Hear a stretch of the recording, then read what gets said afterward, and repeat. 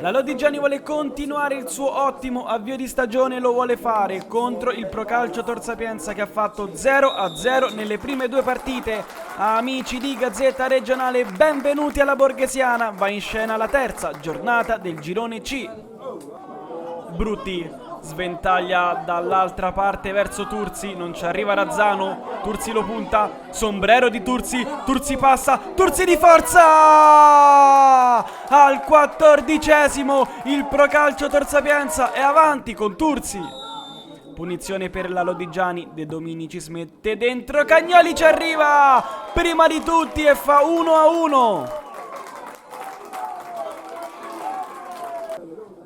Duettano sull'auto Mancino, Filipponi e De Santis, poi cross dentro, addomestica bene Cagnoli, questa volta calcio addosso a Panfilo.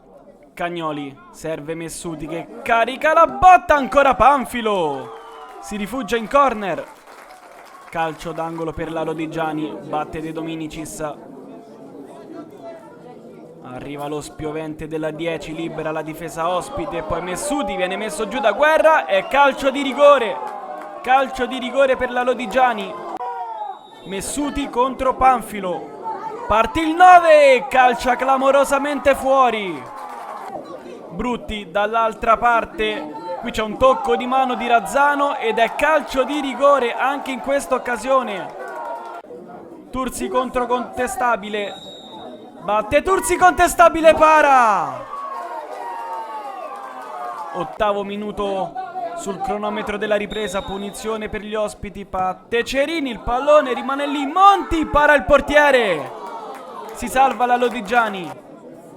Messuti si mette in proprio, cade giù sul contatto con Cerini, altro penalty, il terzo di giornata e il secondo per i biancorossi.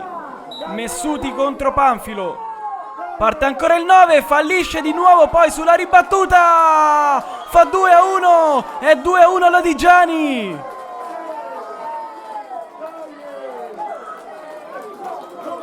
Punizione per il Procalcio Tor Sapienza, batte Petata, la tocca Contestabile e poi calcio d'angolo per i giallo-verdi.